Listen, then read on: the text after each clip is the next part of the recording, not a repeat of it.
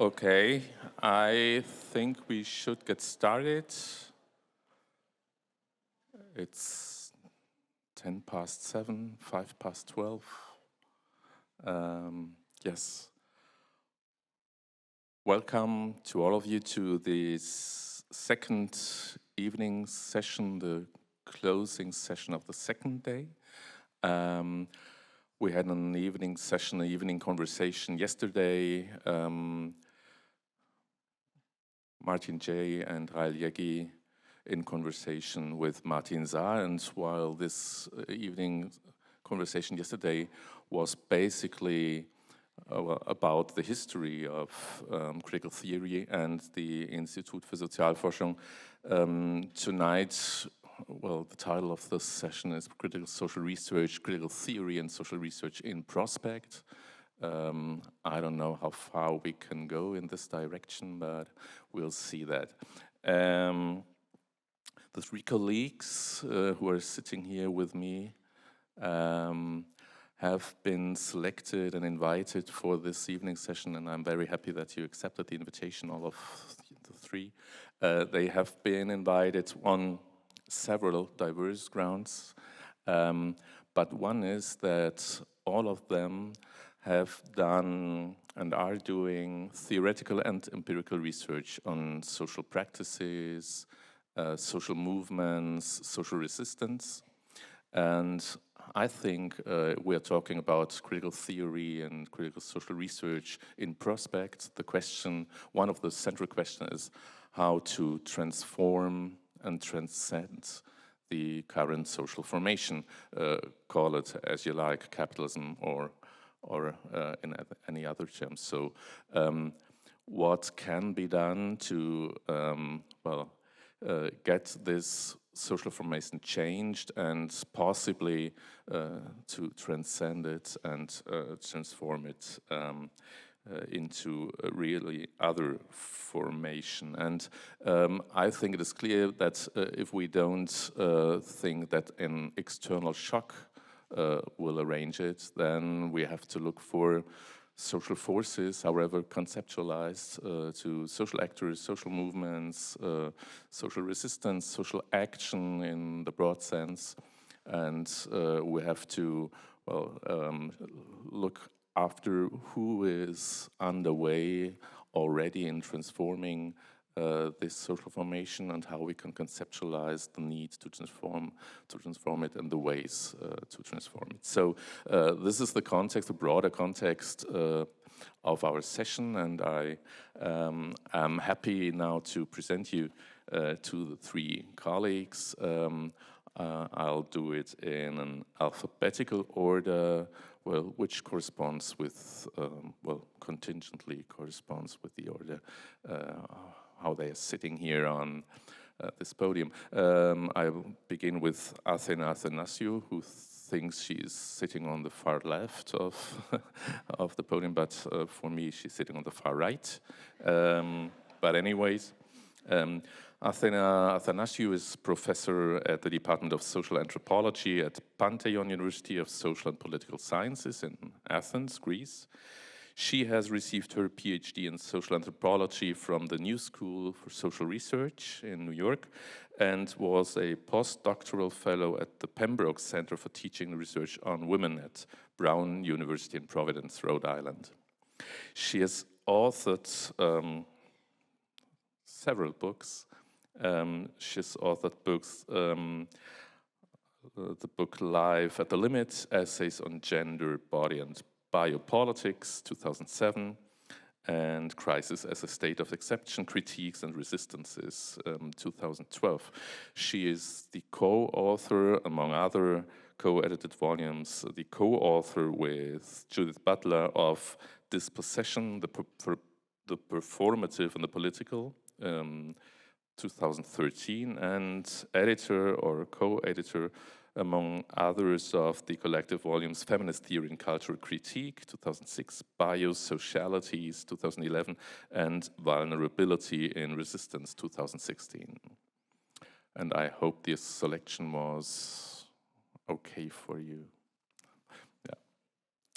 Robin Celikates is professor of social philosophy and anthropology at the Free University Berlin and co-director of the Center for Social Critique. He's member of the board of the International Consortium of Critical Theory Programs and the speaker of the interdisciplinary research group Transforming Solidarities in Berlin. He has received his PhD from the University of Bremen and his widely debated dissertation Kritik als soziale Praxis was published in English with Roman and Littlefield in 2018. Before moving to Berlin, Robin was from 2010 to 2019 a professor for social philosophy and political philosophy at the Universiteit van Amsterdam. Among his further publications are the co-edited volumes Transformations of Democracy, Crisis, Protest and Legitimation, 2015, The Irregularization of Migration in Contemporary Europe, 2015 as well, and forthcoming, I don't know when, next year, and co-edited with Sally Haslinger and Jason Stanley, a volume on Analyzing Ideology with Oxford University Press. And Robin is a permanent fellow of the Institut für Sozialforschung. And last not least, Poulomi Saha is an associate professor at the English department at the University of California, Berkeley, and co-director of the program in critical theory. She earned her PhD in English from the University of Pennsylvania in Philadelphia, and among other things serves on the editorial board of the Critical South book series published by Polity Press. Her monography, An Empire of Touch, Women's Political Labor and the Fabrication of East Bengal, published with Columbia University Press in 2019, was awarded the Harry Levin Prize for Outstanding First Book by the American Comparative Literature Association in 2020. And her current book project, Fascination, America's Hindu Cults, upends the geography of encounter between the United States and India by tracing the transmission and elaboration of figures, ideas, and social forms seemingly imported from India, but in fact homegrown or home fabricated. Fine. Thanks for being here tonight.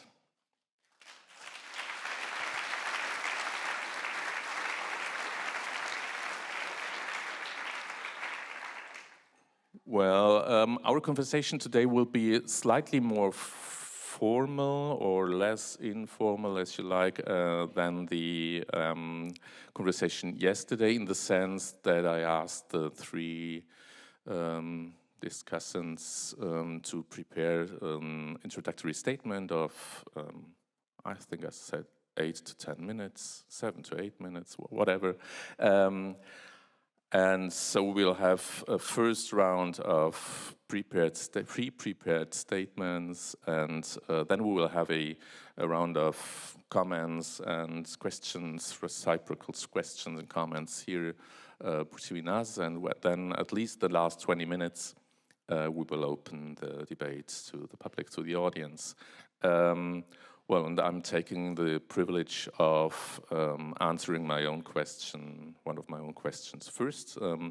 One of the questions I did advance was about the single most important issue, topic, or matter, be it theoretical, empirical, or methodological, critical social research has to deal with today. And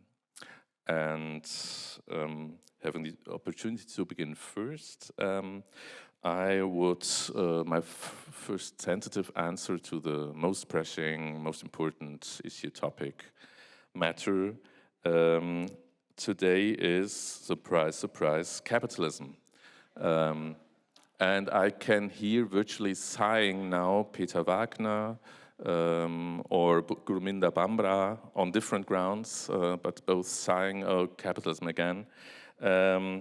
But wait a minute, I refer to capitalism as a social practice, that seems to be important to me, and for sure as a colonial historical enterprise and a neo-colonial arrangement in the current conjuncture. So stating that capitalism is the most important pressing topic for critical theorizing and critical social research certainly does not mean to propagate a strictly economistic reading of societal dynamics. But it means to interpret the capitalist mode of production and the structure of class relations set by this production mode as the material core of what we may call capitalism as a form of life. In this respect, a virtually timeless quote, timeless as long as capitalist rule is not broken, is pertinent here, and it is a quote by Max Weber, and again sighing in the room, not only with Peter Wagner or Govinda Bamba, but Weber, sure. Weber certainly does not conform to the classical image of a critical and much less anti-capitalist thinker, but he still made a major contribution to a critical theory of capitalism when declaring capitalism to be, quote, you all know the quote, the most faithful power in our modern life, end of quote. Weber's perspective is interesting and instructive because it is not one-sidedly structuralist, but conceptualizes capitalism as a subjectifying force, as a faithful power in the sense that as soon as it emerges as the dominant form of economic life, it, quote, educates the economic subjects, entrepreneurs and workers alike it is in need of, end of quote. The economic order of modern capitalism, Weber wrote back in 1905, conditions, quote, the lives of all the individuals that are born into it with irresistible force. Capitalism casts a spell over people who, wanting it or not, are systematically, to say the least, with Weber, oriented towards, or I would rather say pressed towards, leading their lives as economic subjects, not just in the realm of economic life, but in complexly mediated ways in every field of their social existence. In this sense, capitalism may be understood, and I understand capitalism, as a forceful and even fateful structure-praxis relation.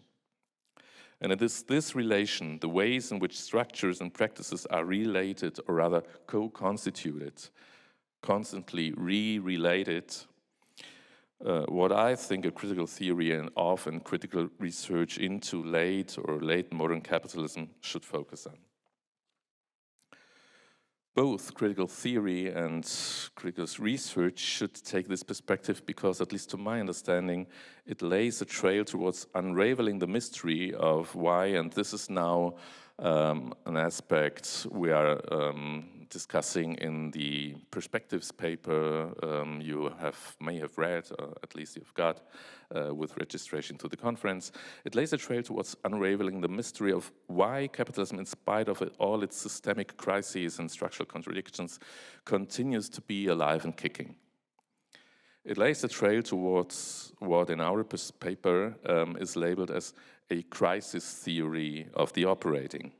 If we think in terms of the structuring force of capitalism with regard to people's everyday practices, and vice versa, in terms of the formative power as well of people's agency vis-à-vis the operating mechanisms of capitalist institutions, the strange non-death of neoliberalism that disconcerted Colin Crouch already a decade ago might indeed turn out to be disconcerting, but not to be so strange after all.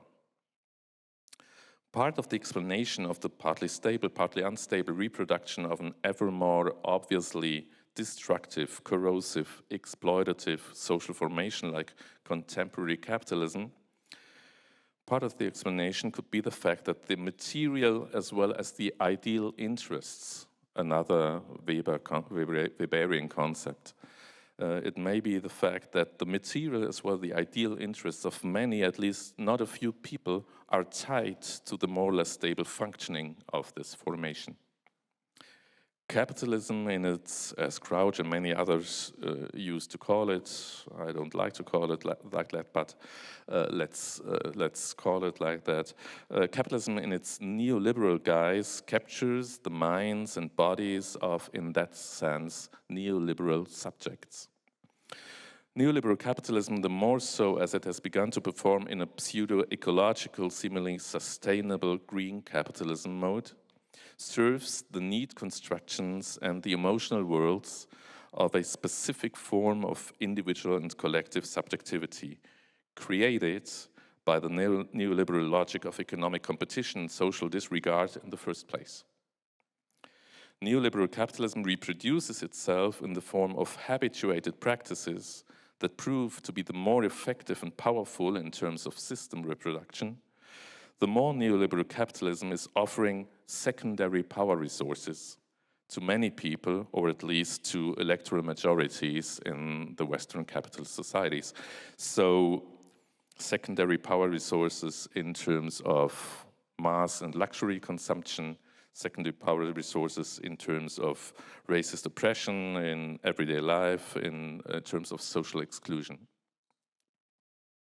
From this perspective, the strange non-death of neoliberalism may have to do with a neoliberal micropolitics that allows at least some people to somehow participate in and to be a, if only marginal and of course dominated part of neoliberal rule. Don't get me wrong, people are dominated, but they are dominated in a dominated position of possibly participating in neoliberal domination. In the light of all this, my first very macro-structural approach to the guiding question of this panel, or the first guiding question, my approach saying it's capitalism, may be reformulated as follows. The single most important issue critical social research has to deal with today, in my opinion, theoretically, empirically, methodologically, and I would add normatively, is people. Ordinary people and their active-passive or passive-active, or if you want to, passive-aggressive role in reproducing the dominant social formation. Quote, perhaps until the last ton of fossil fuel is burnt. Weber, 1905. Sure, it's the economy, stupid, but let's face it, it is people just as well. It is structures, yes, it is institutional logics, but it is also real actors making them work, enacting them all the way along. So I started with Weber, but as I said, Weber was certainly not a critical theorist, avant la lettre, and I certainly do not want to make the case for future critical theory by referring to a German sociological classic. Weber pointed to the rationality of social action in the sense that individual actors follow a specific rationale depending on the social field in which they move. But he was less interested in a perspective that evaluates the overall rationality of the myriad of micro-rationalities that social actors display. So this is where the perspective of critical theory comes in. By thinking not from the individual, but in terms of social or societal totality, the micro-rationalities are revealed as irrational. The irrationality of the whole comes into play. Critical theory points to the irrational rationality of a social formation, the late, or in my introductory remarks I called it the last capitalism, which in serving the material and ideal interests of the more or less powerful actors threatens and destroys the existence of both the least powerful or powerless and the whole. Thank you.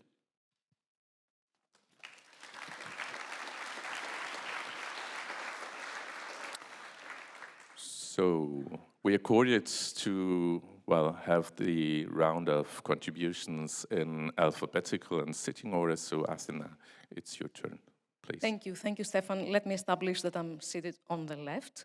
I was just assigned to sit here, but I'm enjoying it. My warmest thanks to Stephan for the invitation to be part of this conversation panel. Many thanks to the organizers and the staff, and of course all of you who are here to listening to what we have to share. I'm really honored and I'm truly delighted to have the opportunity to be with all of you on this festive occasion for the Institute for Social Research. My sense is that this conference stimulates several timely conversations revolving around critical theory and its futures, which I would like to translate for our purposes here into the conditions of possibility for a critical theory responsive to the urgencies of our bleak historical present. And I want to acknowledge and embrace the gesture of turning the figure of the future from a noun into a verbal formation, futuring. In this sense, I want to take futuring seriously, and in so doing, I will take my cue from the statement of the Institute that, I quote, critical theory can contribute to opening up spaces or keeping them open for other concepts, other images, and other imaginaries, end of quote. So what concerns me in the thoughts that I'm sharing with you here is the conditions of possibility for critical standpoints and interventions to make way for other futures, no less than making futures otherwise, given that what renders critical theory possible and necessary might be precisely its constant commitment to reworking and shifting the authorized terms of possibility. What is at stake in engaging with what is at stake is engaging with collective political visions, struggles, and alliance building, despite and against figurations of the social world that rely on the premise that racial, gender, class, and ableist terms of subjection are components of an inescapable realism. At issue here, then, would be a critical theory attuned to histories, geographies, and vocabularies that reckon with the contingent and aporetic circumstances of the possible impossible. This calls for a critical theory that asks again and again, how can a politics of despair be conjoined with a politics of justice, equality, liberation, abolition? And how does this question get entangled in its own aporias and impossibilities? In contexts of overlapping exigencies, ranging from late capitalist governmentality and rising neo-fascisms to the politics of a white fortress Europe and a global pandemic that impacted disproportionately disenfranchised communities in terms of race, gender, class, and access to decayed public health care, the uneven distribution of precariousness is normalized and embedded in the textures of the ordinary.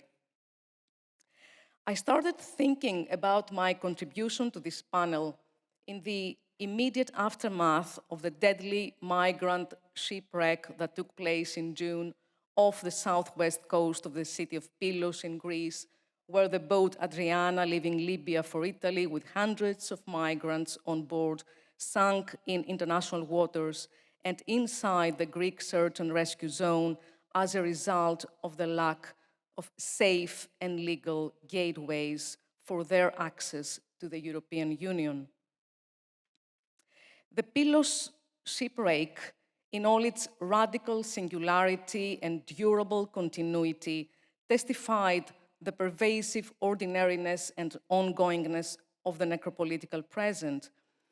Against this background, marked by the differential production of humanness on the shores of the Mediterranean, my consideration is guided by questions such as how to think with futuring within the current conditions of intersecting injustices, and how might critical theory account for and be accountable to these frames of subjection, but also forms of dissent that live on in the wake of quotidian matrices of the unbearable.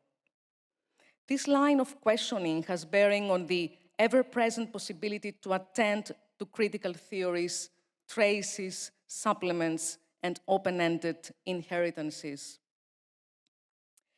Inheritance is never a given, it is always a task, writes Jacques Derrida. It remains before us, he continues, as incontestably as the fact that before even wanting it or refusing it, we are inheritors, and inheritors in mourning like all inheritors, end of quote.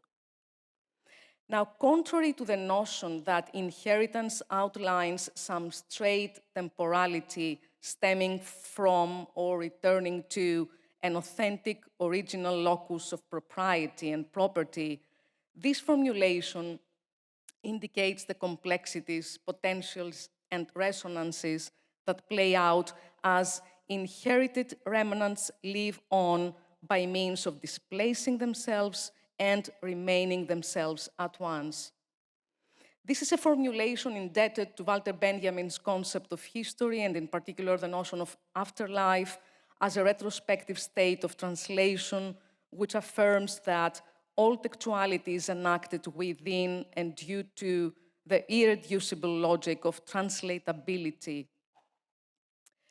And I would like to argue that this understanding of afterlife as a retrospective state of translation and counter-history might fruitfully gesture toward the performative force of non-self-present, non-self-same temporalities at work in the intertwinement between inheriting critical theory and futuring critical theory. The resonances of critical theory in their elusive situatedness in time and place remain before us, still in the making, bringing about what Sara Ahmed has outlined as a failure to inherit the family line. Queer theory has importantly accounted for the political possibility of failed reproductive futurism. In response to the appeal of queer temporalities, then, perhaps the critical task before us will be to remain with what remains before us as an enduring resource of ghostly futures to come beyond the conventions of futurity. If our gathering urges us to draw out the connection between critical theory and future, I think it would be important to reflect on and question this very question by considering that future as a category of thought is ever in need of troubling the conditions which determine what qualifies as future and what not. To engage in this task is to contest the narratives of futurity integral to neoliberal and imperial rationalities, and to make way for futurities that persist or retreat as sites of contestation, defiance, fugitivity, and multidirectional memory. My point is to underline that in the wake of structural misuses and abuses of future, it becomes all the more necessary to attentively evoke the performative possibility of its opening to critical rearticulations that do not neatly fit in the scripts of the banal present. In this sense, the gesture of turning the noun into a verb form, futuring, suggestively takes the future as an open-ended mode of becoming, departing, remaining, persisting, and resonating.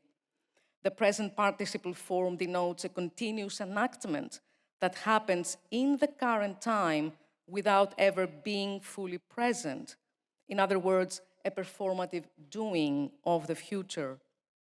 To think in terms of critical futuring, then, implies brushing history against the grain, to recall Benjamin again, as a mode of troubling the historical records of the victorious enemy and telling other stories that challenge nation-state imaginaries, colonial categories, market-driven futurity, and Eurocentric totalizing progress narratives.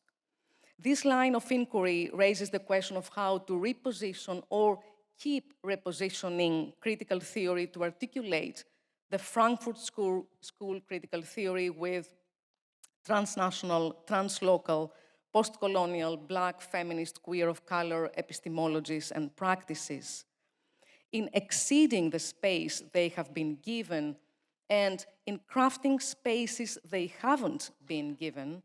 These situated knowledges and counter-histories have allowed critical theory to take place elsewhere and otherwise. At the same time, they have allowed a sustained reflection of what it means for critical theory to take place elsewhere and otherwise. Their critique of Western episteme as the unmarked, white, male, capitalist, oppressive normativity is responsive to and has enabled to bring forth multiple resonances of disremembered pasts and possible futures yet to come. These critical epistemologies are mobilized as survival kits for the potentials of desubjugation under conditions of depletion, arising from the position of the unthought, in Saidiya Hartman's terms. They ask what reading and writing practices might theorize and rehistoricize the conditions of suffering, care, and persistence. How does one recount and mobilize a history of irreparable violence without reiterating the violences of representation? How we respond to and write with the grief and its impossible grammar? How we inhabit differently this messy and uncanny pronoun we? From this perspective, to think about critical theory's inherited conditions and iterable futures is to illuminate and, most importantly, to enact these daunting impossibilities with others in the midst and in the aftermath of political devastation. It is to attend to plural ways of articulating critical theory with the social poetics of loss, longing, resurgent aspirations, and transformative life worlds. Thank you.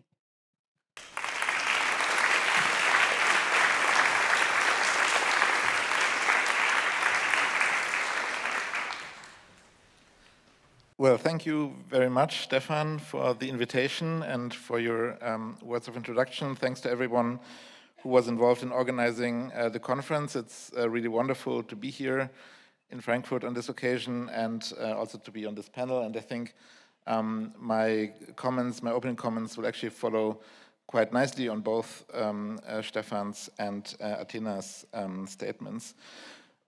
So as the critical theorist Greta Thunberg has said, we live in a crisis of crises. There's another term that has become fashionable for this spiraling out of control, multiplying crisis, the polycrisis, a Financial Times word of the year and prominent reference point at Davos. Attempting to capture, I guess, the multiple interlocking and mutually reinforcing crises of our times, economic, political, geopolitical, climate, etc. As the perspectives paper outlines, and as Stephan has also said in his statement just now, it's therefore surely a good idea to focus on the systemic contradictions and the crises that are so central to the operation of our capitalist and imperial mode of life. To this paper, and again, this is something that Stephan has just reminded us of, to this purpose, the paper lays out a dual perspective of a crisis theory of the operating on the one hand and a practice theory of the possible on the other. And I think this dual focus gives rise to a very important challenge that is at the heart of critical theory, as I understand it, namely to articulate maybe more precisely the relation between the objective side, the catastrophe, the crisis that is at hand, and on the other hand, the struggles, the movements, the practices, more generally maybe the collective ability to engage in any kind of meaningful action in response to these catastrophes. But it also seems important to me to point out that crises never just exist out there, they're always also produced, mediated.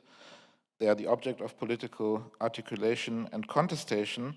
The same holds for contradictions, I think. And so the heuristic use of that dual perspective of crisis theory and of practice theory, I think, has to be complicated in response to that observation. Social struggles and political movements are not only responses to pre-existing crises or merely symptoms of the crisis that is there anyway, but they are always also important agents in the production of crises, not just exploring the possible, but really, I think, shaping the preconditions for even asking questions about what might be possible, what might be necessary. This is actually a point that Martin Luther King has emphasized in his statements, that struggles need to create such a crisis and foster such a tension that the society in question is forced to confront an issue that it has managed to ignore for a very long time, precisely because many of its members or the most powerful groups were able to insulate themselves from what was the ongoing crisis for dominated groups all along. So the idea that the crisis sort of punctuates a normality that we were all able to enjoy before is precisely contradicted by this perspective that King offers, because the crisis that needs to be produced is one that makes people aware of the crisis that has been there for some time already, but that they managed to ignore. Now, rather than talking more about the substantial issues, the crises that we are facing, I want to say a bit more about the ways in which crises are produced, made into crises that we can no longer ignore, and also how they are or might be addressed, which ultimately leads me to my answer to the question of, which is an impossible question, of course, which is the one most important challenge of our time. But if I had to, and I have to give an answer to that, I would put it in a very blunt formula, namely solidarity, or, well, I wanted to say for obvious reasons, or barbarism, but for obvious reasons that's a problematic term as well. So solidarity or desolidarization, or you could also think of the terms that Achille Mbembe has offered, solidarity or the politics of enmity, that rests on a fantasy of separation, a denial precisely of that kind of relationality that solidarity or solidarization would acknowledge and build its politics on. What the interlocking crises of our time have also, and maybe again underscored, is the structural limitations of the political framework in which we continue to address crises. And again, I think that's an important point that the perspective paper makes. I would just maybe push it a bit in a different direction and underscore that these structural limitations are really tied to the framework of the administrative nation state and the kind of national or communitarian forms of solidarity that accompany it, and the constrained imaginaries that support that framework. Really, these are, I think, rather than solidarities, pseudo-solidarities, right? And pseudo-solidarities that, with a formulation of Paul Gilroy, we can call cheap in a dual way. I mean, they're cheap because, first, they seem to be sort of easily derivable from presumably given and shared characteristics, phenotypes, cultures, identities, interests, etc. So the whole political work of solidarization disappears. National solidarity is just there, or can be derived from an appeal to being German or whatever. That's cheap, says Gilroy. You just sort of try to trick your way around a very complicated political work of solidarization. But they're also cheap because they ultimately remain ideological and imaginary. And that's a point that in the Marxist tradition has always been made, that the kind of national solidarity that seems to include the working class into that beneficial scheme of national identity is ultimately one that needs to fail. It's a point that Du Bois has also very clearly made. and one that has been underscored by Trumpism and many other formations on the extreme right today. The modern administrative nation state that purports to govern a people imagined as relatively homogeneous on a clearly demarcated territory with the means of a uniform legal system is increasingly exposed as incapable of generating these new forms of solidarity and new forms of cooperation and relationality that would be up to the scale, the complexity, and the existential nature of the crises that we're facing. This incapacity is both exploited and intensified by right-wing populist, ultranationalist, and neo-fascist movements and governments that continue to erode democratic institutions, construct and weaponize racial differences, homogenize notions of the nation and citizenship, feed desires for restoration of traditional gender orders and family roles, discredit and criminalize opposition and dissent and critical theorizing, aggressively call for and pursue national interests by military means, undermine critical public spheres, and openly affirm ecological destruction. The way that societies respond to migration is, I think, a precise indicator of this incapacity and the way it is intensified by the far right, as is the brutality of the border regime as an indicator of the desolidarization that we have become so accustomed to. In a sense, migration is indeed a challenge, but not in the way in which it is usually understood as an exception or as a problem that has to be explained or countered or managed, but rather as a challenge to this idea of pseudo-solidarity that I mentioned above, which in Germany at least is now usually articulated in the language of social cohesion and social integration in societies that are imagined as homogeneous and that need permanent policing of the boundaries, not only of their territories, but also of the underlying identities. So rather than just being a problem, I think migration is a kind of prism, or can serve as a kind of prism to understand the crisis that the administrative nation state is unable to adequately react to, and maybe as a kind of practice or laboratory for producing also the kinds of openings that the paper alludes to and that also Athena has been mentioning. Literally, prominent slogans of migrant movements, such as "We didn't cross the border crossed us," and "We are here because you were or you are there," highlight the kinds of historical connections, the existing relationalities and their political implications against the kind of isolationist view of political and methodological nationalism, of which also critical theory of the Frankfurt school tradition hasn't been, to which it hasn't been immune. And also they are kind of countermeasures to the type of white ignorance that seeks to shield existing relations of domination from being criticized and challenged, and that kind of allows public discourse to present migrants and refugees as sort of aliens coming out of nowhere who we can then decide to let in or not let in, to let drown or to save.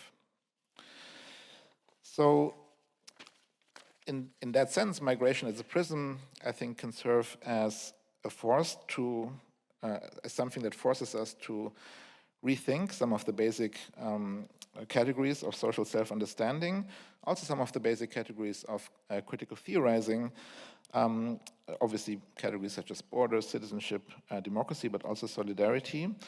And this can precisely happen, I think, in those circumstances where the administrative nation state and the kind of methodological or political nationalism is at its limits, or rather in those practices that emerge at its limits that practically and structurally resist any simple integration, and that in this process also generate alternative perspectives and forms of knowledge, these kinds of other possibilities, imaginaries, practices that have been alluded to.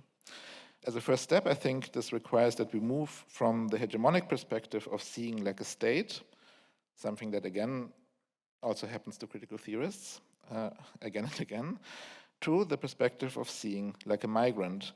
Only then can we even properly ask the central question, namely how must solidarity, how must the social bond, how must relationality be rethought in a world of diverging and overlapping affiliations, interconnections, and power relations. In this sense, the prism of migration would push us beyond the narrow, legally institutionalized, and ideologically dominant bond or form of pseudo-solidarity that exists or is imagined to exist between the citizens of the same polity towards a more expansive and counter-hegemonic understanding of solidarity that ties the fate of migrants and refugees together with that of the citizens of those wealthier states in ways that are historically deep and politically expansive. Now, I think that it is therefore really important that beyond the focus on crisis and contradictions, as important as it is, we retain this other focus on social struggles, political movements, and forms of resistant practices of critique and resistance, also for methodological reasons, for reasons that are tied to the risk of otherwise sort of hoping for an objectivist way around this kind of more messy political work that this focus on practices, I think, requires. Precisely because these forms of politics from below can not only be understood as important, politically relevant forms of critique and resistance, but also they have an epistemological significance. And that significance goes further and means that if critical theory takes seriously its kind of self-understanding of being tied to the struggles of its age, think of Marx's dictum that has also already been mentioned, critical theory as an attempt to participate in the self-clarification of the struggles and wishes of the age, then I think this is really a side that we have to emphasize maybe more than we usually do, and that would allow us, I think, to also make critical theory more relevant to the kind of challenge that we're facing, and that is usually articulated more in this kind of crisis register. So I leave it there for the moment, and thank you very much.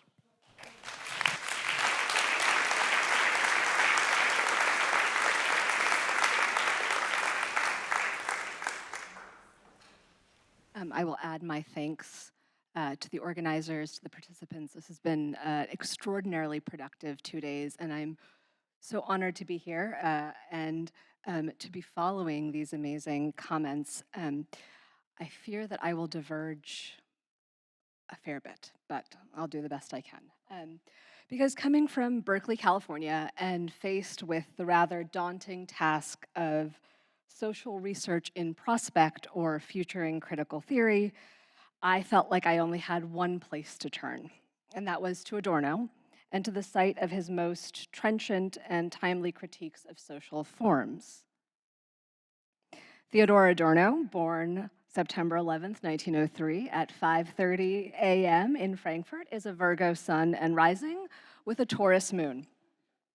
A north node in Leo, there's a compelling pressure in his natal chart towards intellectual collaboration, driven by pragmatism, an eagle eye for detail, and a keen aesthetic sensibility.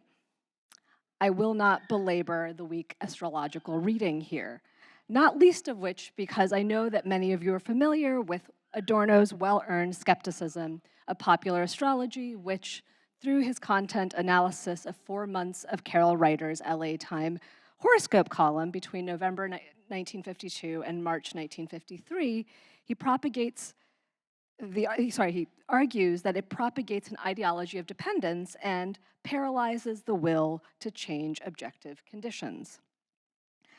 But I thought today we ought to return to the site of astrology and return to it something essential to critical theory, that is mysticism, as we take up the question of the project of what is to come.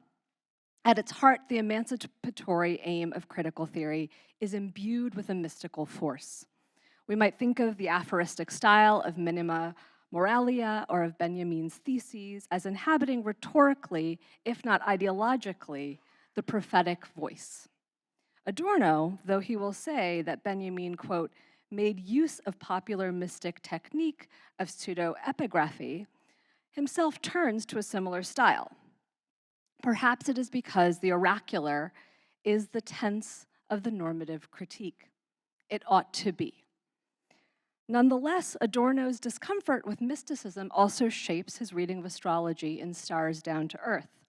Even as what he calls a secondary superstition, astrology had been institutionalized and commercialized, so that writers' pithy declarative statements satisfy the longing of a public, some 20 million strong, for stability and structure in an ever more uncertain world. In so doing, it reproduced the social conditions of that dependency and passivity.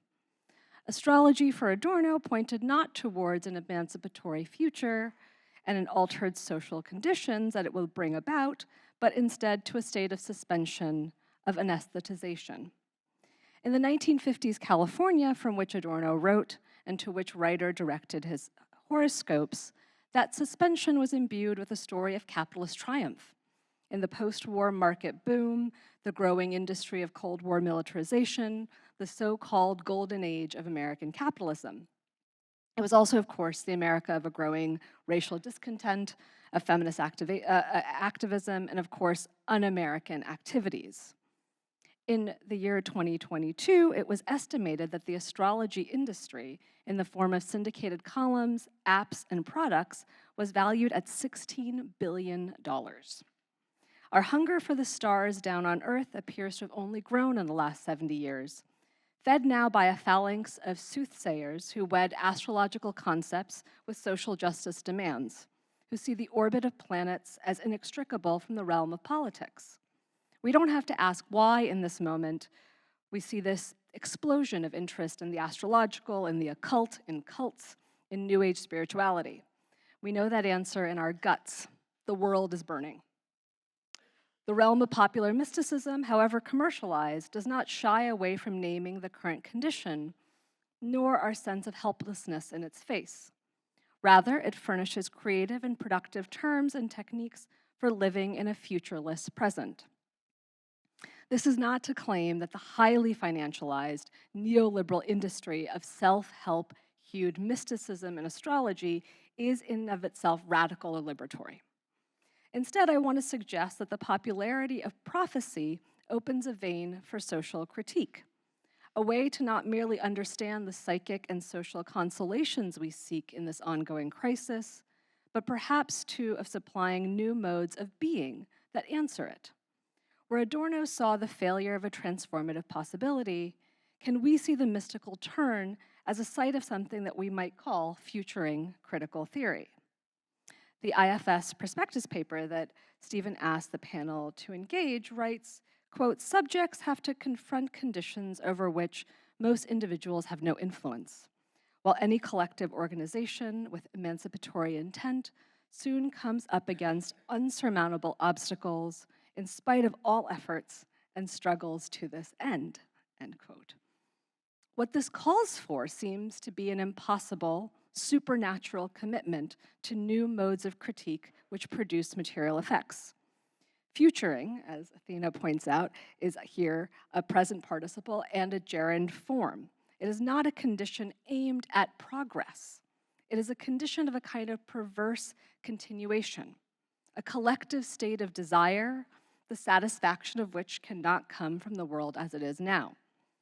It seems then that the oracular mode of popular mysticism, which speaks of what yet might be and enjoins personal and social transformation, however financialized, is a potentially welcome bedfellow to the project of critical theory.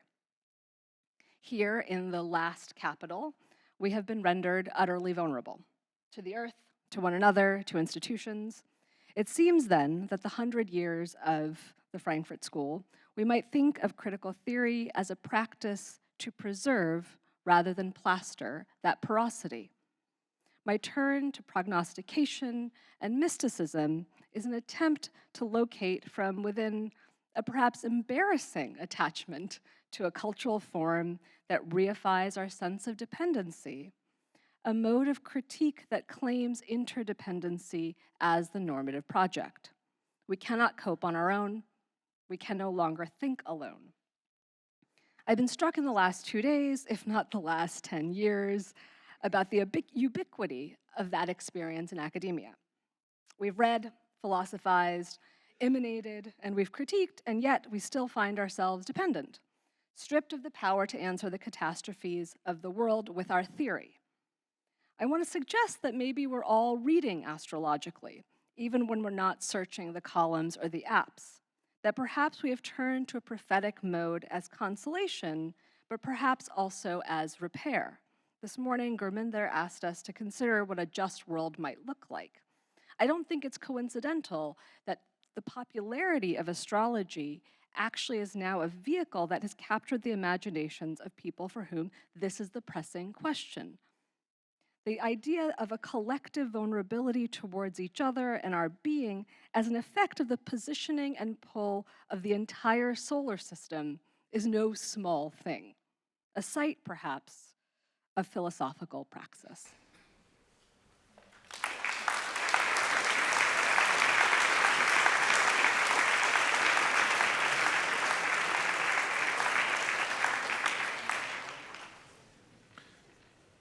So thank you so much to the three of you. I guess you have the spontaneous urge to comment on each other or well, ask questions.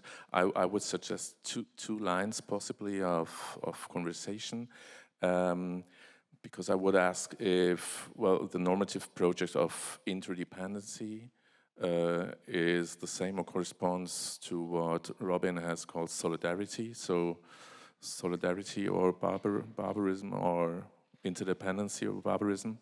And Robin's suggestion or claim to look like a migrant, so see things from the perspective of the migrant, would that be one of the counter narratives or rebrushing history you referred to, Athena?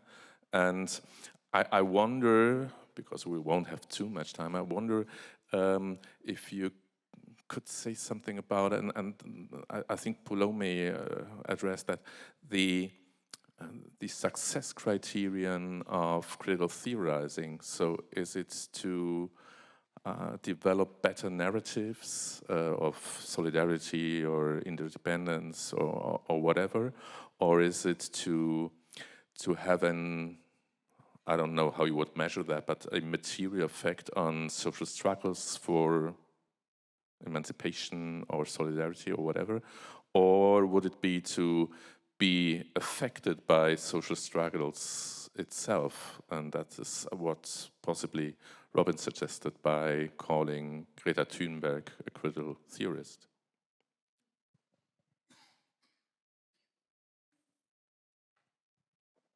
First come, first served.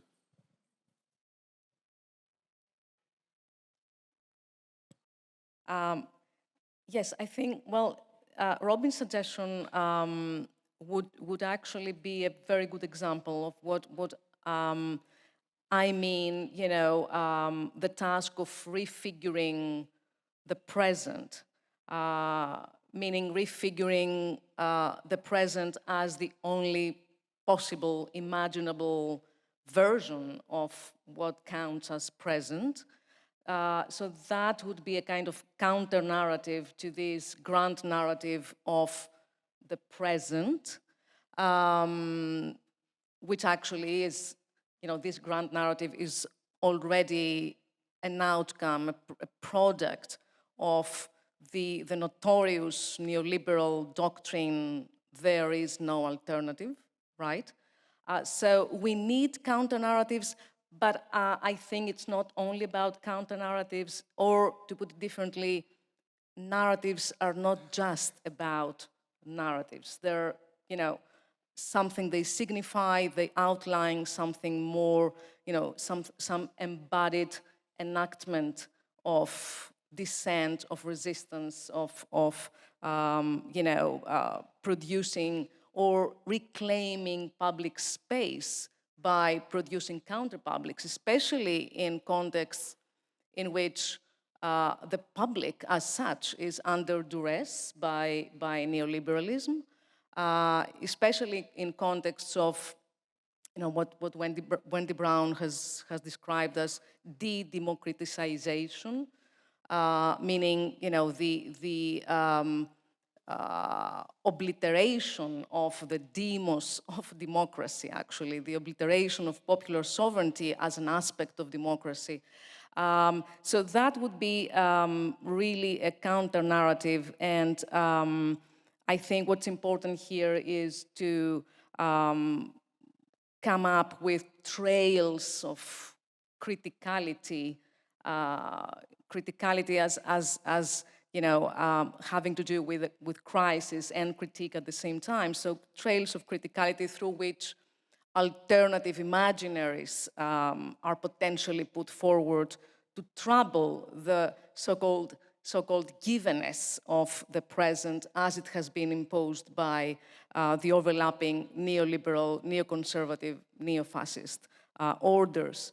So I totally share Robin's suggestion, and I mean, in my work, I take my cue from movements, and especially, you know, movements that I see as being really emblematic in our times, and they probably, I mean, you know, Black Lives Matter and Ni Una Menos, movements that really offer glimpses of hope, if I may say so. I know that hope is a very fraught term, but I mean, in my work, I try to rehabilitate this notion of hope while acknowledging the unfoundedness of hope. But I take this unfoundedness to be, you know, the reason for us to reclaim hope.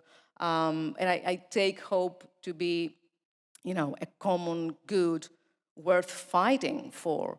So from the perspective of those who have been dispossessed of hope, and who actually exercise the right of hope, even in contexts of, you know, depletion of hope. So I think we have to take our cue from these movements as occasions for rethinking political subjectivity, agonism, the utopian even, the utopian and its critical responses, and of course the contingencies of hope and hopelessness as a component which is very crucial, I would say, at the heart of how agonistic democracy is being enacted in these times of despair.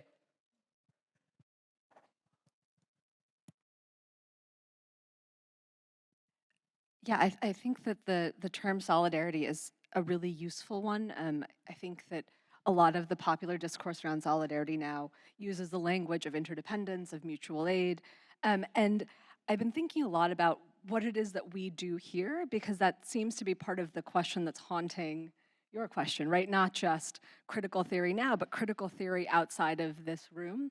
That is there a value to what we do? The production of narrative, absolutely. Can we affect social change? I mean, I know that Veronica is going to speak tomorrow morning, so I've got a hopeful yes. But, you know, left to my own devices, I'll say no, right? I think that we have a kind of limited and maybe myopic vision of what theory can do today. And I think part of it is a resistance to opening up what our objects of critique are and who our interlocutors are, which is part of why, for me, thinking about what popular astrology might do seems far afield, but it seemed like a moment to think about how some of the most trenchant critical theory, I think right now, is coming out of something like Teen Vogue. If you read Teen Vogue, you know that they are writing some of the best long-form critiques of late capital, of social activism. It's a kind of remarkable site of popular intellection that fully coheres the language of astrology, of Tinder, of all sorts of things that we might, again, in this room, bristle at a little bit. And I wonder about how much of our own objects need to be refreshed as 100 years ago, I think that was one of the projects, certainly, of the Frankfurt School. So I think this question of solidarity has to also be about who our interlocutors are, and how we might pose differently the most trenchant questions that we engage.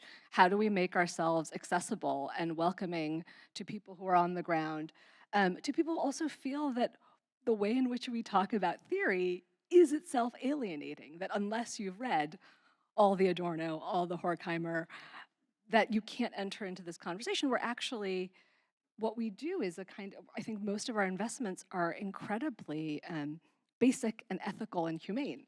And so for me, one of the questions of what happens next is a question of translation and form. That how do we make ourselves, again, a site where people feel this is the conversation to be a part of and not simply one happening in the ivory tower.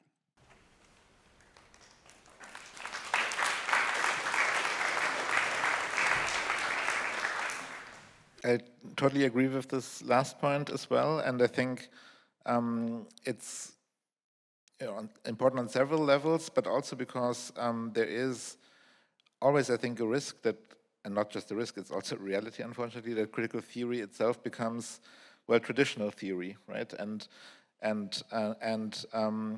that it becomes anti-emancipatory to a certain extent, either because of an inability or unwillingness to question its own limitations and work to transform them or to transcend them in light of new experiences, new struggles, new forms of knowledge that it might not take seriously or even see if it remains in its parochial, self-imposed, limited kind of frame.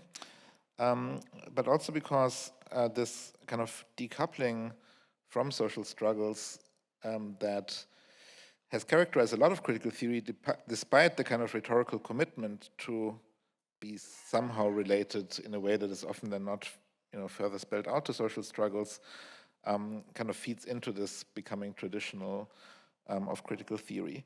And the kind of anti-emancipatory effects of critical theory, I mean, they are well known, and there have been also many attempts to address them from within critical theorizing, from Marx's insistence on the need for self-emancipation to Luxemburg's critique of Lenin and any kind of Vanguardism to, the Black feminist critique of kind of paternalistic forms of theorizing. Foucault and many others have made the point that the anchoring of theorizing in struggles and in a kind of theorizing that happens in struggles. So it's not just about some kind of political affiliation or solidarity, it's about taking the knowledge that is produced in struggles seriously and saying that, or not reducing it to, the agents, they have really interesting narratives or things to say. No, there's something much more epistemologically significant happening there. That's, I think, a key moment. So in that sense, I do think that there is the need for critical theorizing to have this link, to learn from struggles, which of course doesn't mean that there has to be any kind of one-sided or uncritical relation, and there has never been, also in other critical knowledge projects. If you look at anti-colonial theorizing, anti-racist theorizing, feminist theorizing, all emerging out of movements and struggles, but never in a kind of uncritical way of, we just express what the movement already knows or thinks. No, there has always been what Horkheimer called a dynamic unity between theory and practice in all these cases. And I think that that is quite important because obviously, struggles, movements, practices of resistance can very often, we see that with social movements today as well, run into, obstacles, be pushed into a corner or put themselves into a corner, suffer from conceptual, empirical, political limitations that are also not surprising because the history of political struggle has shown them to arise again and again, but there's not necessarily the kind of transmission of knowledge from one movement or struggle to another. So in all these respects, I think theory can play a quite important role without just being subsumed under struggle. And it's not a question of primacy, but it's rather a question of the way in which they are related. And I think that also doesn't mean that one romanticizes the transformative power of theory. I'm also, at least in terms of what I'm doing, pretty, I think aware of this is, in the end, it's not really significant in any practical sense, but there is, of course, not just a world out there, there's also a university out there. I mean, literally speaking, right?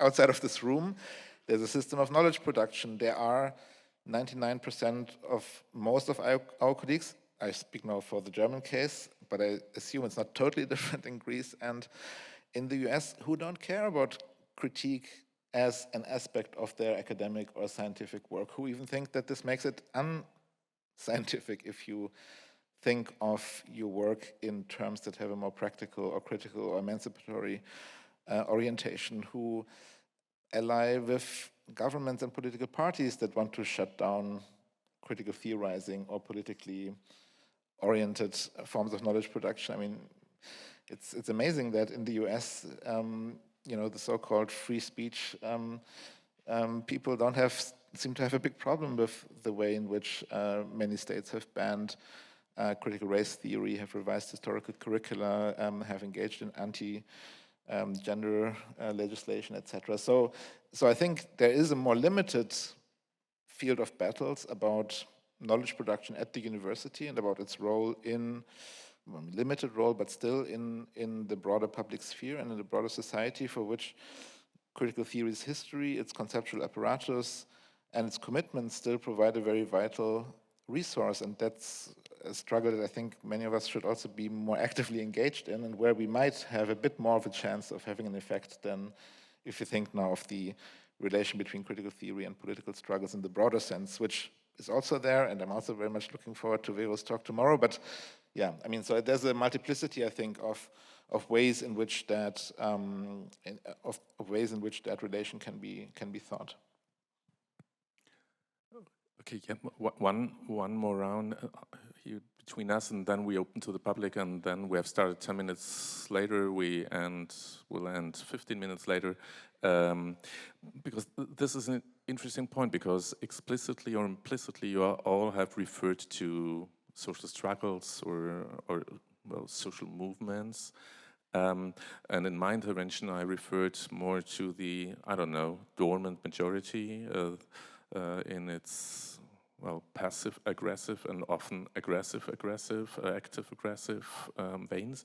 And now you, Robin, you yourself mentioned counter-movements or counter-tendencies, 99% of students. So in which relation would you see struggles for emancipation and the real existing actors you mentioned, Neunamenos or whatever, in which not only numerical relation, but in which normative and political relation we'll see these movements vis-a-vis, if this diagnosis is right, some at least electoral majorities that not only don't care about critique, but want to keep the business going.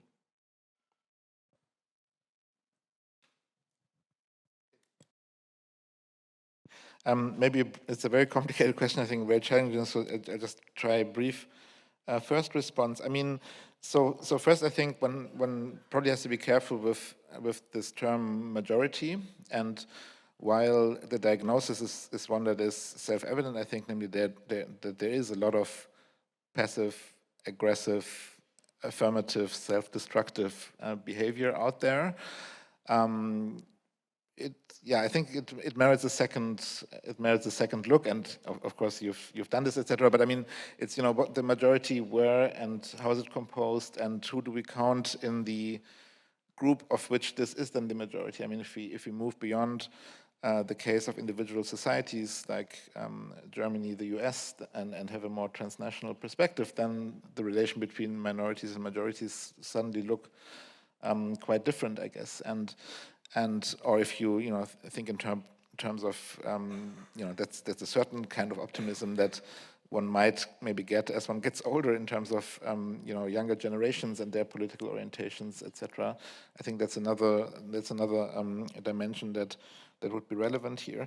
And in terms of the electoral majorities, a lot of this has to do with the catastrophic state of the political system in the more formal sense, and the kind of party politics and what parties also on the supposed left are willing or able to offer in terms of diagnoses, political programs, visions, etc. I think there is, in principle, or at least it's the case in a city like Berlin, there is a social majority for solidarity-based access to vital public goods such as health, housing, equitable work, education, etc.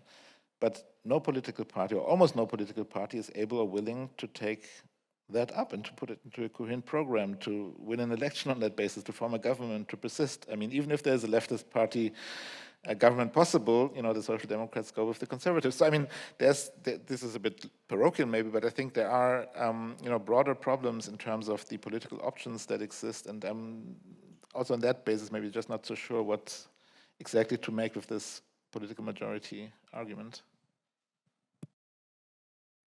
I'm not actually sure that critique is under attack. And I think that for two reasons. One, because of the university. I think that the kind of backlash that we're seeing to things like critical race theory, to gender ideology, is a sign that actually there is a growing population of people who understand that critique is crucial. And I think inside universities, you see a real hunger in students to do something that is exactly what critical theory does, right? They'll go to the philosophy class and they will come back and they're dissatisfied with the pure abstraction. And then they will go, apologies to the sociologists, to a sociology class and will feel that there is either quantification or even qualitative analysis that doesn't give them a way forward. And the gift of critical theory is that we can offer that. And in fact, we can offer that truly interdisciplinarily. And I think it does remarkable work translating to students the stakes of the university, why the neoliberal university would much prefer that we could write shorter, pithier, more sellable documents showing what we do, but also that outside the university, there's an anxiety that what critique does is reveal the deep fissures that are only growing, right? I think that that's what we do. We show that while the normative order might say, you know, everything is fine, that it is not fine, nobody feels okay. And we can offer really intensive analytic skills for students. And I think that there's such a hunger for that, that we, however embattled I occasionally feel about, you know, where I am in the university versus the physicists or the biochemists, I do think that the work of critique is more important now and more clearly important to the university than it ever has been.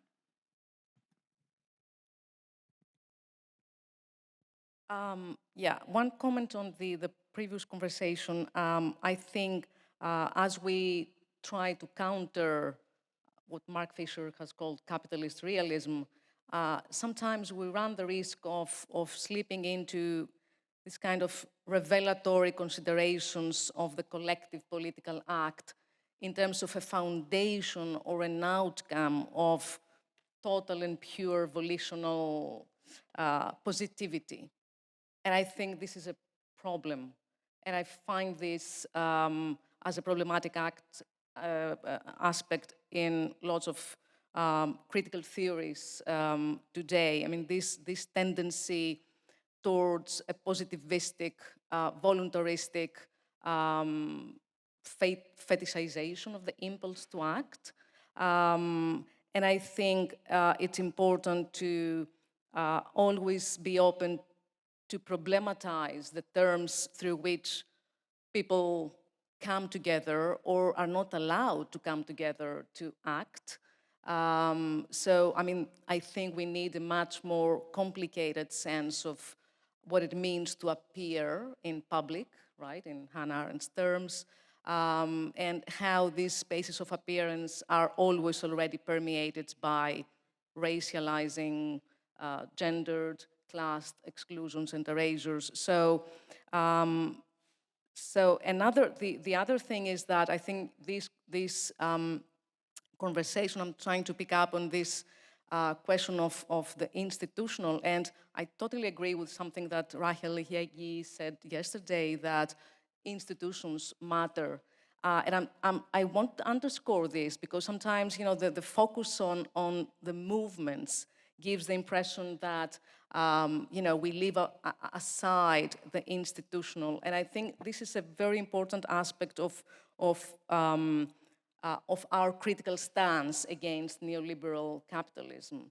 And I think, I mean, from my own positionality, I'm coming from a Southeast European corner of this world, and I mean, I went to the university almost a decade after the fall of the dictatorship, and I mean, but you know, the relics of the dictatorship were still there in our curricula, so we had to go beyond the university in order to be able to study together, and we had to resort to self-organized reading groups and other, you know, counter-institutional or counter-public initiatives. On the other side, I think it's very important, I mean, again, from my point of view and from my own positionality, I see that spaces of doing critical theory are really shrinking rapidly. And I'm not talking about, you know, the hunger of people. And this is a very hopeful, of course, I have the same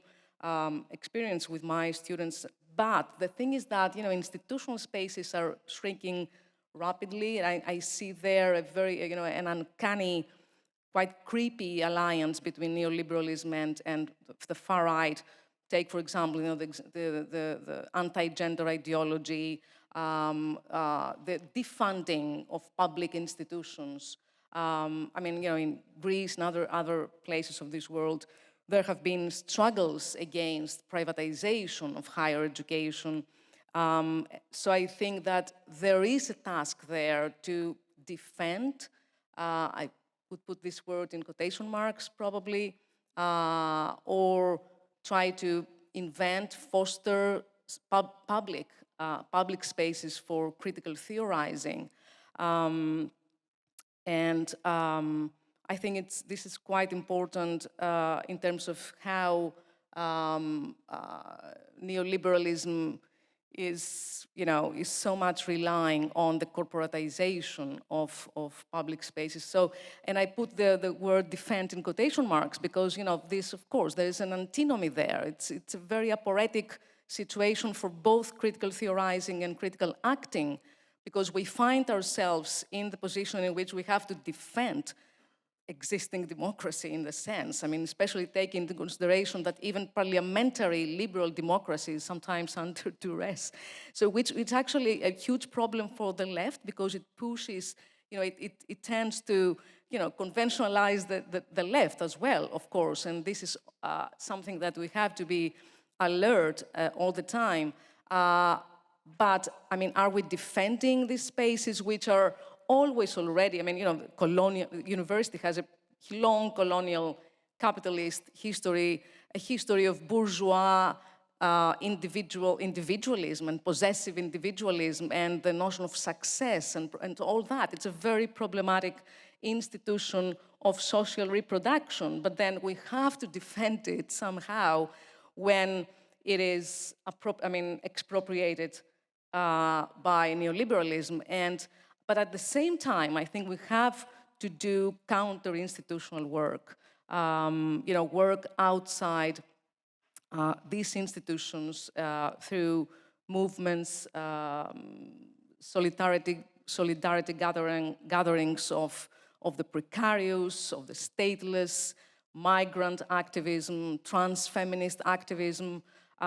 These are places where situated knowledges are emerging. Thank you.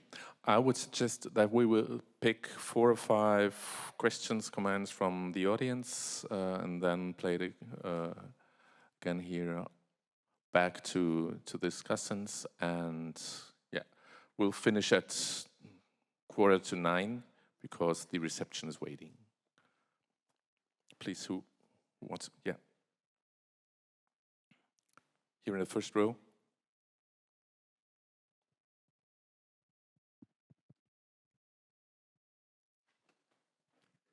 I will try to be short. I mean, the question was triggered in the first place by Robin's intervention during the first round. He repeatedly used the term crisis. I have a concern. Has crisis as a term, as a concept, become non-operational in the sense that we don't associate crisis anymore with a particular temporality? When did this crisis start? Apparently it's not going to ever finish. So has crisis become, at the same time, synonym with the existing order, but also a word that makes or helps the existing order get away with the fact that this order is the actual crisis?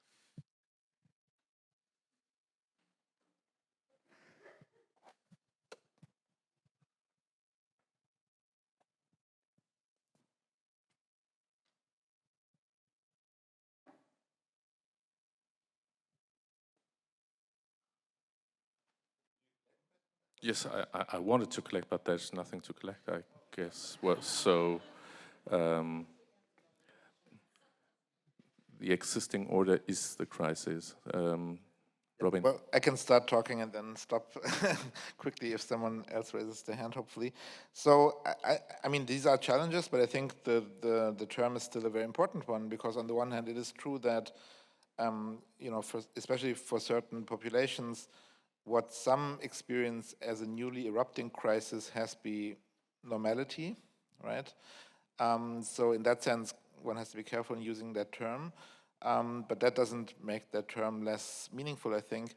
And on the other hand, it's also true that, of course, a crisis, I mean, you know, there's this famous saying, never let a serious crisis go to waste. It's always an opportunity to be able to claim that there's a crisis, that it has to be addressed quickly, there's no time for discussion, et cetera, et cetera. So these are risks of that term, but I think it still has a fundamental importance for understanding social dysfunctionalities, if they're addressed, why they're addressed, how they are addressed. And also, it's, I think, a very useful term precisely of this ambiguity between, on the one hand, referring to something that is, to a certain extent, objectively catastrophic or objectively dysfunctional, but at the same time, always also something that has to be interpreted, experienced, lived, represented, articulated as a crisis. And I think you can't really get out of these double aspect of crisis, and that makes it, to a certain extent, resistant, I think, also to these risks that you pointed out, to the instrumentalization, to even the kind of temporal complexity is not then a problem that should lead us to abandon the term, but something that I think one has to be aware of in using that terminology. There is another question, Henrike Kruppheis. Yeah, thank you all very much. I really appreciate this panel for, I think, emphasizing the need for critical theorists to see themselves as part of the crisis, or to like insert themselves into the crisis in a way that creates a proximity to it, that, you know, makes for a perspective of analysis that maybe cannot be gained in any other way. And I mean, I especially appreciate your perspective, Poulomi, because I think you provided us also with some lightness and the seriousness that I think is very important. And in full sympathy for this perspective, I still want to ask you, what would you say, because now you were talking a lot about you know, popular culture and the need to engage with it. What is the place for cultural critique still, you know, in this perspective? Thank you for that question. You know, it's a sitting with Adorno in Stars Down to Earth is a difficult thing. I mean, as with Adorno on mass culture in general, because there's a way in which he's so trenchant in his critique that he seems to miss the question of pleasure, of joy, of, and not entirely, but I think that especially the take on astrology was for me a reminder of how important it is we engage, especially popular material, to not begin by diagnosing a kind of moment of misrecognition. I think it's very easy, and especially for us in the academy who feel like we're well-read, we have a long historical view, it's easy to sort of say, well, that's you feeding yourself, the self-help to make yourself feel better because you can't do anything about the crisis of your life under neoliberalism. But I think that we can take what is clearly offered to us by critical theory in terms of popular culture, that we cannot disaggregate aesthetics, pleasure, the communitarian effect of art from the questions of capitalism, of domination, the questions of whether and how forms of political change are possible, right? So I think what I'm suggesting is a broadening and perhaps a softening of how we engage that material. Also because Adorno and Horkheimer are right? They were prophetic in their sense of what popular culture would be, its domination. I mean, I cannot imagine if they had the material of social media in front of them, that we have actually played out in some ways that prophecy. And the question is now, here, living in the prophetic present, what to do with it, what to do with a world of AI, where the question of subjectivity is now being meted out in all of these other forms. Questions of politics and art. I mean, it seems to me that this is the moment to return to these questions, armed with the lessons, both positive and perhaps ones that we can lose a little bit, and to think about what it is our job is, and what our investment is towards this, the thing called the popular, that is the people that we are a part of, right? I mean, however distant I am from actual popular culture, I do want to believe myself to be a part of a populace, and that actually there is something potentially collectivizing in that project that's possible.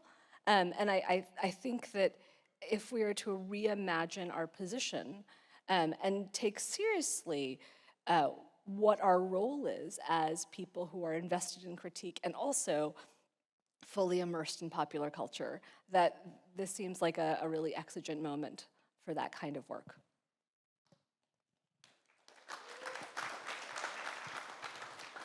Okay, and the last short question to finish with this.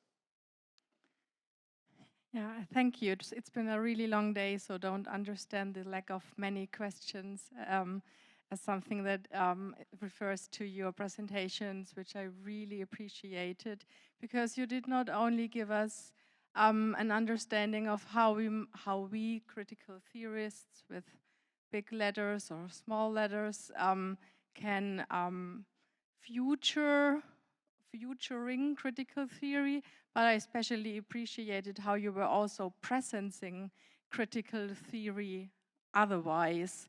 We heard authors and ideas. We haven't heard so much beyond the unholy trinity of Hegel, Marx, and Weber. So I was especially appreciative of how you were presencing critical theory in this room. So thank you for that. And having said that, I have a question maybe for all of you, but in particular maybe for Robin, referring to the understanding of crisis again and of solidarity.